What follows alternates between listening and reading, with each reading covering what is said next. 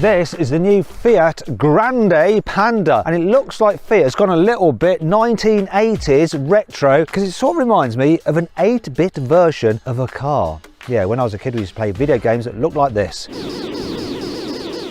this car sort of reminds me of those.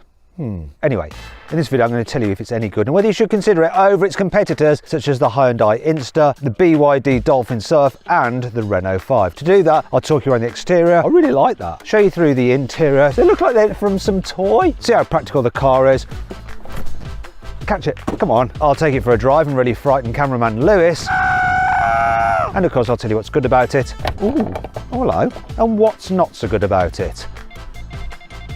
Are you okay? Anyway, I'm Matt Watson and you're watching Carwow.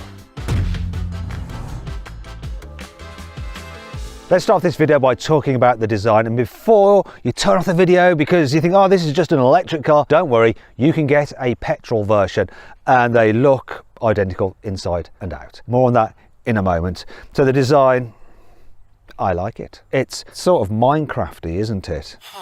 I love the design of the headlamps. They're just like big blocky squares, and you've got the square effect going over the grille. The asymmetrical Fiat badge there, looking very retro and cool. It's nice. I think it works in this colour. Some people don't like it. Here's some other colour options. I think that one is the best. Now, as we move down the side, alloy wheels start at 16 inches. Oh no, they don't. They start on steel wheels for the entry-level car. Then you get to 16 alloys and then 17s on this range topper. Now, as you look about the car, there's various like nods to Fiat's branding of the past. Like there's the old like 4 like stripes on old Fiats that you used to get there. I'm going to show you somewhere else you see them. Down the side, you got like Panda embossed into the door. That is cool. You got some roof bars on this top spec version. Entry-level models don't get that. You've got blacked out windows. Do you know what? It's a bit annoying that you can't deselect the blacked out windows because I'd rather not have them. I quite like the way that the door handles are contrasted though. That's nice. And then I want to show you a little feature that really reminds me of when I was a kid in the 80s, because you used to have these rulers which would have like this effect on them where if you looked at them from this angle you'd see a monkey, and if you looked at them from that angle you'd see a shark or something like that. Look, they've got that going on here. It goes from the word Fiat to Fiat's 4-stripe logo. Can you see that? Do you see that, Lewis? Have you seen it? Okay, we can move on. Let's move around to the back. It all gets very blocky and like plasticky, but not in a bad way. It sort of just feels like someone has increased the size of one of their toy radio controlled cars. There's more branding which is quite cool as well, like the Fiat badge there, once again embossed into the metal. And the way Panda is like this 3D effect badging there. I've never seen anything like that on a car. I really like that. It's clever. Oh, and look down here, more Fiat stripes there as well. Overall, I think this is a really good looking little car. I like it, I want it, and that's important. When you consider just how desirable looking this little car is, you'll be amazed at the price. It's really good value. So it starts at this, that is for the petrol version. For the electric version, it starts from that. This range topper electric version with all the bells and whistles is this much. Now this is how much its competitors cost. So you've got the Hyundai Insta, it starts from this. The range topper is that. The Renault 5, it starts from this. The range topper is that. The BYD Dolphin Surf, which doesn't look anywhere near as good as this, starts from this, and the range topper is that. Thing is though, what we're doing now is comparing the list price. It means nothing. What matters is what you're actually going to pay at a dealer, and that's why we need to check out the Carwow price. So this is how much the top spec version of each of these cars is through Carwow. Yeah, so there's a useful saving. That means that if you're thinking about buying a car, you need to go to Carwow to check out the very latest offers. Now you can do that now by clicking on the pop-out banner in the top right hand corner of the screen or scanning the QR code on screen. Alternatively, just at a later date, Google "Help Me Carwow" and you can go directly there, and me and my team will help you choose the right car and get a deal on it. The interior of the Fiat Grande Panda is as cool as the exterior. Now this is the top spec version, so it's got everything on it, but have a look around the cabin. It's got so many features and details and coolness about it. In fact, do you know what? It does this thing where it sort of leans into its cheapness and affordability, and there's 2 areas where you can see that. The first is on the steering wheel centre boss. I mean this, normally I would be like criticising Fiat for having such cheap feeling plastic here, but it sort of works. Like the design of it, because it's chunky, I'll let it go, and because it's got this expensive looking Fiat font in this sort of ceramic feeling paint.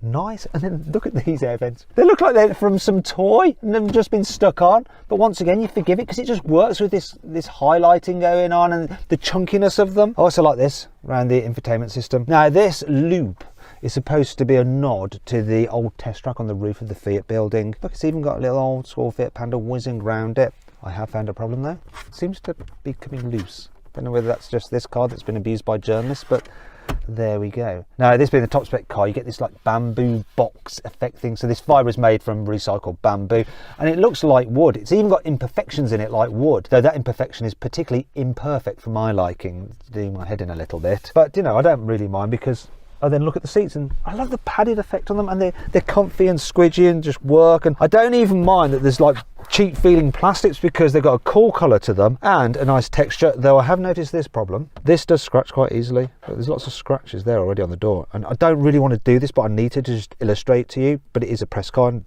this is what it's for. Look, I put a scratch in it and it won't come out. You have kids in here like bashing it with their toys and stuff, it could look pretty messy pretty soon. Same with this stuff down here, the black shiny plastic down here. Yeah, that's going to scratch and get grubby as well. But these kind of materials, although cheap, look chunky and look cool.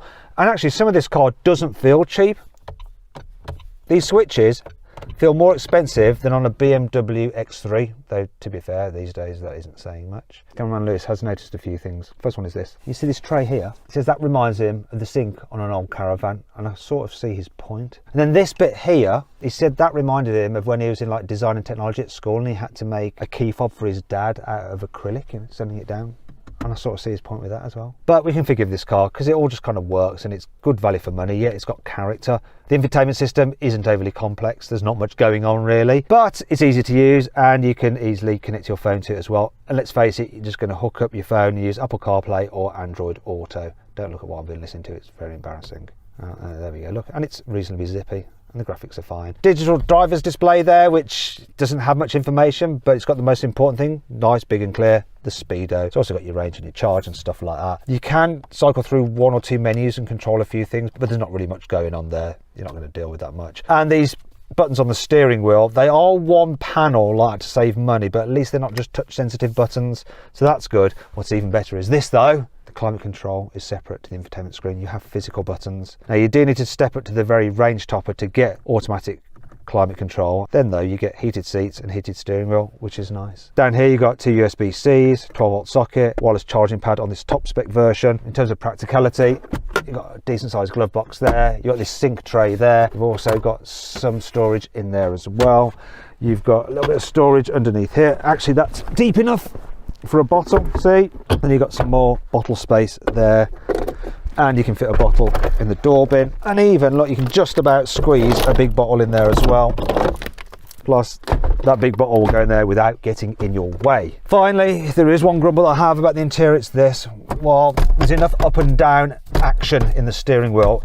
I just wish it would move a little bit closer, because I want it a bit closer, but I don't want to be closer to the pedals. So that's the only thing that annoys me slightly about the interior of this car. Other than that, it's pretty impressive for the price. The back seats on the Fiat Grande Panda are fairly decent for a small car. So headroom, I think that's good. Knee room, it is acceptable. Foot space, So if you have the petrol version, you have a deeper footwell, but on the electric version, which is obviously what this is, underneath the floor, the batteries, so the footwells aren't so deep. That does mean that you don't have quite so much under thigh support from the chairs, because you can't like push your feet down so far. It's not terrible though, and I've got this seat in my usual driving position. I've raised it up slightly, but then I can just slide my feet underneath the chair in front, which makes it a bit more comfortable if you're going a longer distance in this car. So if I try the middle seat, you're going to get on this camera a great shot of my crotch.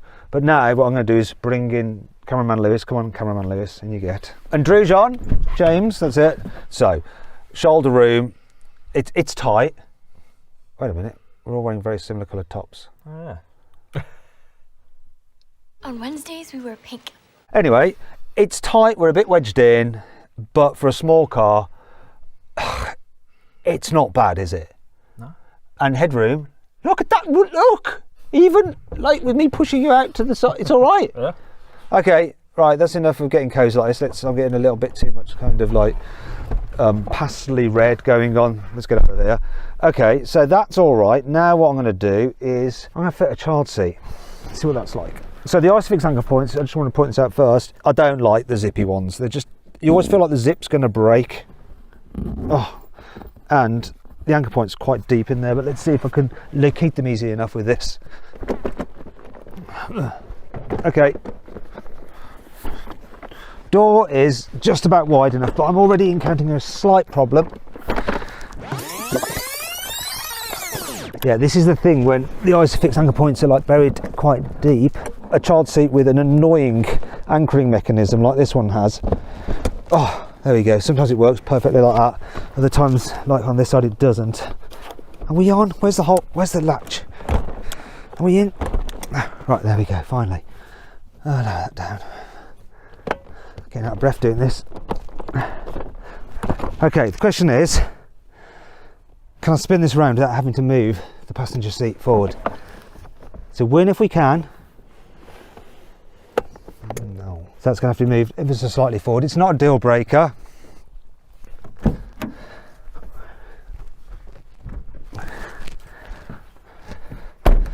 And I do guess that this is a small car.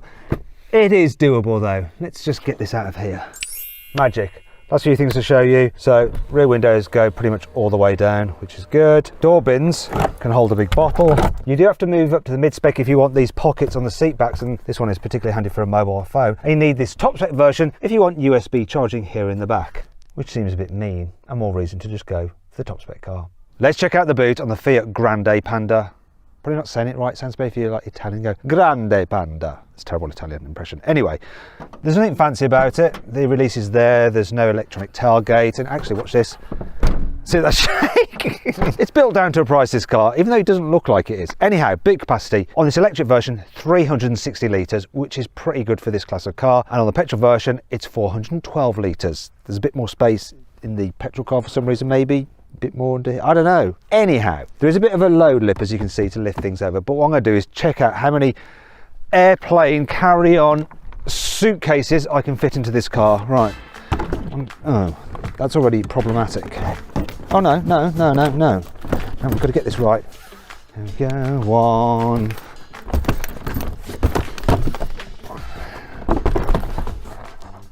Oh no. 2.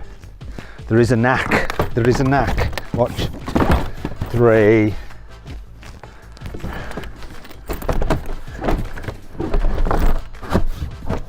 Ooh, 4. Ooh. Oh, I don't know about this. If I can get that in there. Oh. Let's do the neck. 5. And there's more room on top for some. Let's see. Okay, 6. Definitely. Easy. That's impressive.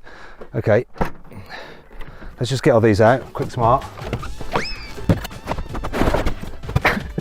People tell me off for like throwing parcel shelves, but I'm willing to throw my own stuff as well. Catch them. Come on. Catch it. Come on. You used to play rugby, didn't you? Come on, rugby bro. So, while it might be a decent sized boot, the lack of functionality is now evident. Look, nowhere to put the parcel shelf. So get ready for this one as well, mate. Catch that. Yes.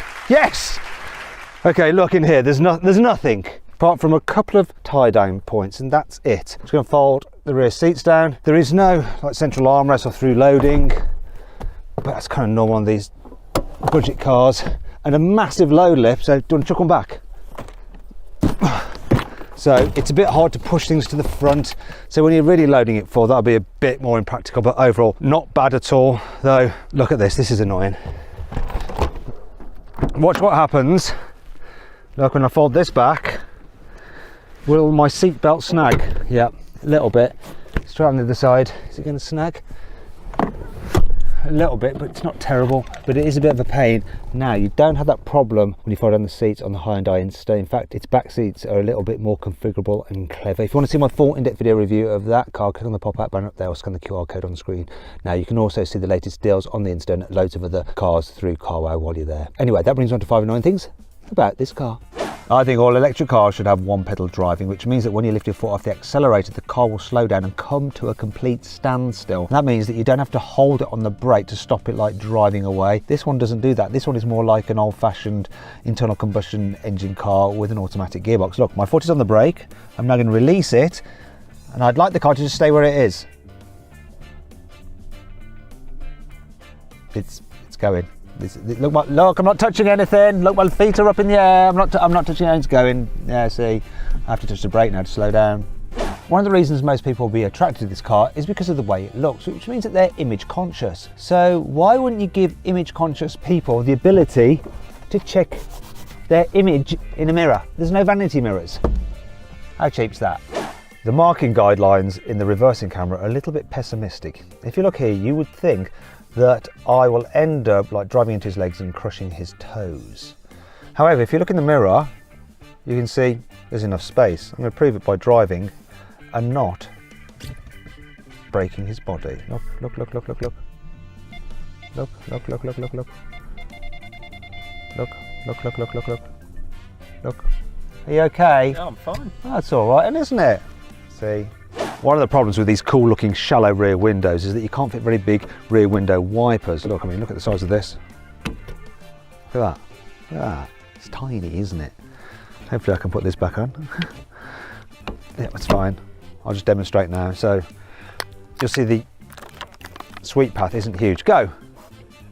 Look. I mean, how much of the actual window surface area is that? That's what, like less than half, isn't it? You can't get this car with adaptive cruise control with lane keeping assist at all, which is odd because most of its competitors offer it. You just get standard old cruise control. However, there is one area of technology that I do like, and while all cars are now fitted with speed limit warning and lane departure warning, which beeps and bongs away, and it's usually a faff to turn off, with this car, oh, they've thought about that. There's dedicated buttons down here which are easy to access, which you can turn them off very, very easily every time you get into the car, which is brilliant. Look, off with that lane departure warning, off with the speed limit recognition, off, go. And here are some more good things about this Fiat Grande Panda. You have your normal charging port here, right? Look, so that's your AC and that's your DC there. But if you come to the front, look at this. You know how you normally like have to carry like a cable in the car just in case you need to charge at one of those AC charging points that doesn't have a cable attached? Check it out. Put my hand in here. Ooh, ooh, oh hello. Look, it's got a built-in one. No cables like rattling around the boot. That's good. A bit annoying though if you fit the 11 kilowatt charging for AC to this car as an option, which is quite worthwhile doing. You can't then have this. Reason being is that if you have the 11 kilowatt charger, you need a bigger cable which won't go in there, so you don't get it. But still, it's a nice feature if you don't opt for the 11 kilowatt AC charging. Do you know what I wish? I wish that was just a normal another charging port so you could just pull in to charge like that. And you have another on the side. That would have been better. But still, it's better than nothing, isn't it? This car has a brilliant little slot where you can store your key when you're in the car. It's also got a way that you always know whether you've turned the car on or turned it off, and you're less likely to lose your key as well. Shall I show you what it is? You take that, you put that in that slot there, and to turn the car on, you know for sure you've turned it on because you turn it like that, and you can tell then that it's on. It's brilliant. And then when you go to get out of the car, you know where your key is, it's there, and you turn the car off, you take your key, it's in your hand, you don't leave it, your car's not still on, and then you can exit the vehicle like that, knowing that you're not going to lose your key. It's f***ing genius. While this Fiat only comes with like the normal 3-year warranty for the majority of the car, the battery is actually warranted for 8 years. So if you're a battery worrier and think, oh no, is the battery all going to die and stuff, it's warranted for 8 years and 100,000 miles. Probably not going to do 100,000 miles over 8 years, are you really? Not in something like this.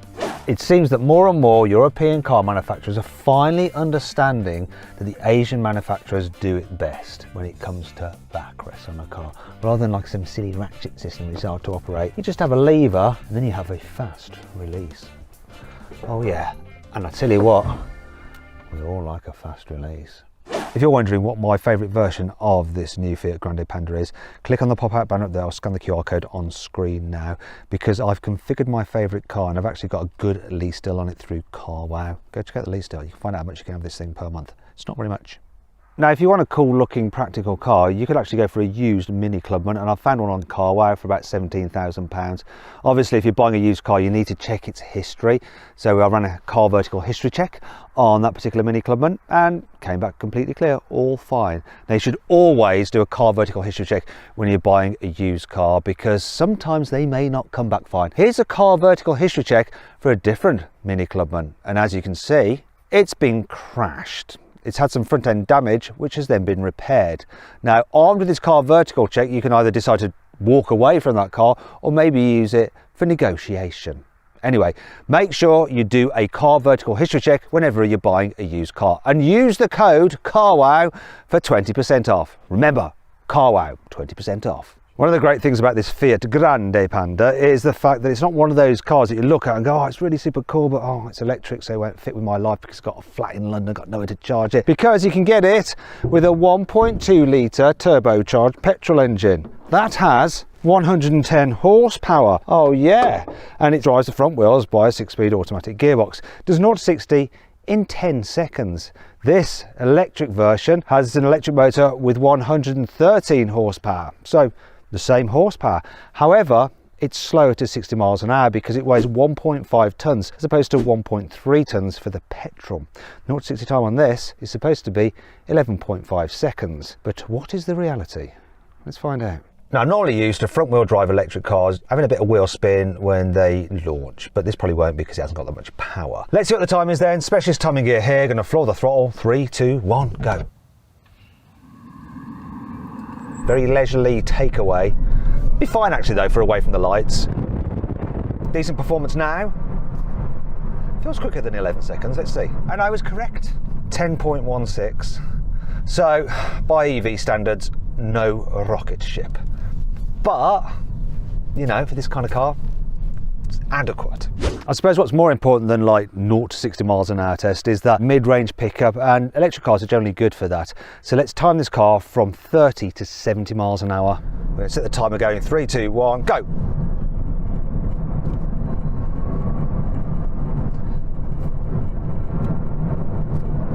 Okay, well, 68, I had to back off, didn't want to break the law. But you get the idea. It's not the fastest, but it's got enough punch to be able to overtake stuff. Really, I think that for a small car, the performance of this Fiat is adequate. But what's the braking performance like? Because in some ways that's more important, especially if you're doing a lot of like driving around town or in busy areas where someone might suddenly step out in front of you. Let's do a brake test from 60 miles an hour to see if it's any good. Because this hasn't got a massive battery, it's relatively light for an EV. So I'm hoping for a decent braking distance. Good would be around 35 meters. Okay, 36. Anything getting too over that isn't great. Right, let's get to 60 and do a full emergency stop. Here we go, we're at 60 now, and we're going to do it.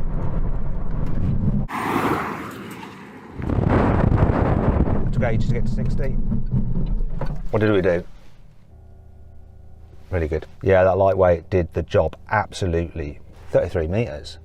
Now, while the braking performance is really good, what actually matters is how easy it is to control the braking, because sometimes in electric cars, they can be a little bit grabby. So let's try it round town and see how smooth it is to drive and generally how easy it is to live with. Okay, I'm going to test it now. So just gently brushing it.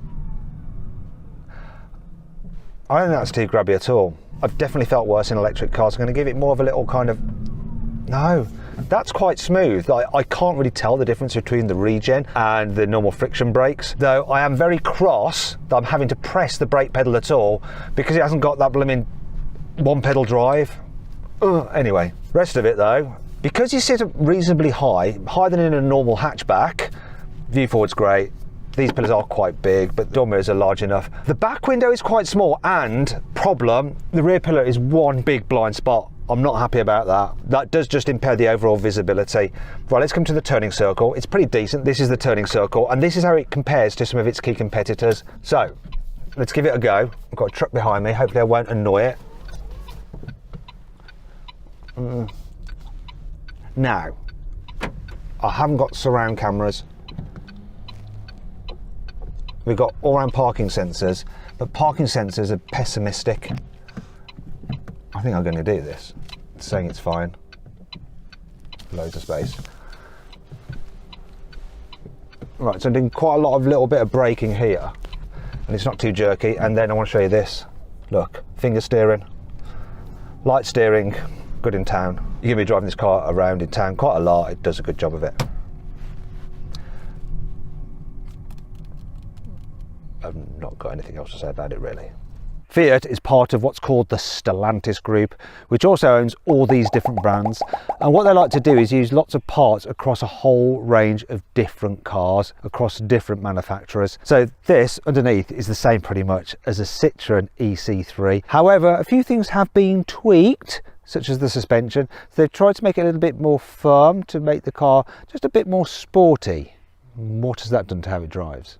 Well, it feels ever so slightly firmer, so the car suspension is a bit more jiggly, and it does jiggle quite a lot over rough surfaces, but it's not necessarily bad because the suspension itself is quite soft, so it soaks most of it up, so it's not unpleasant. Like, here's a rough surface here and it's just like feels okay.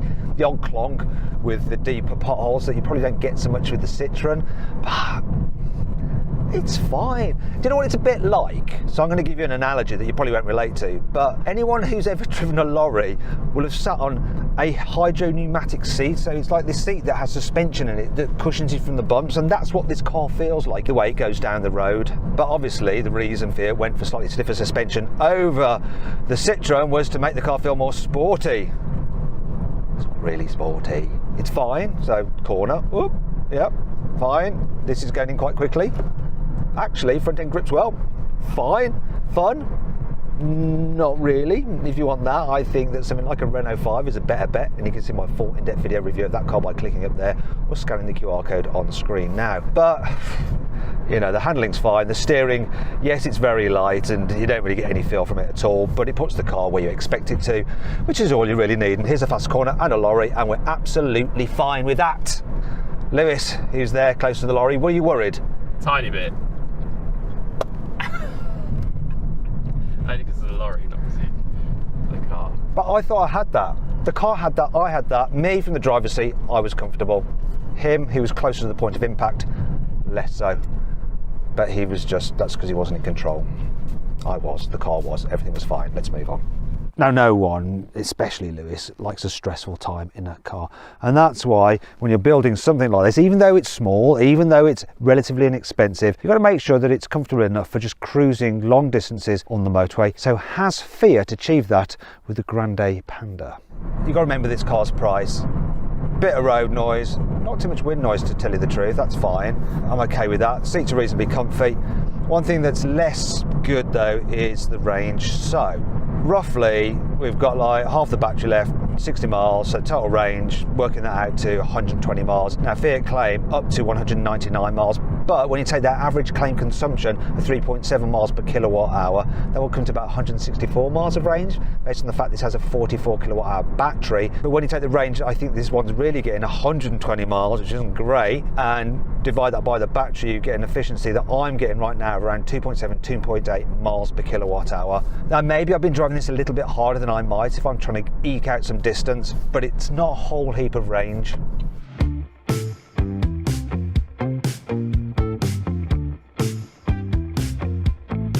So then, what's my final verdict on the new Fiat Grande Panda? Should you avoid it, consider it, shortlist it, or just go right ahead and buy it? Well, if you're after a small car that's cool, capacious, comfy, cost effective, and runs on current or combustion, you should go right ahead and buy this new Fiat. Thanks for watching, and I'll see you next time.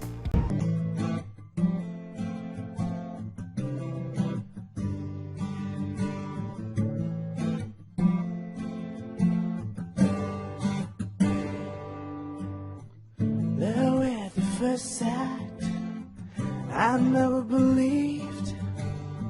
When I saw you for the first time, I changed my mind. Your eyes and your smile are a fantasy. I need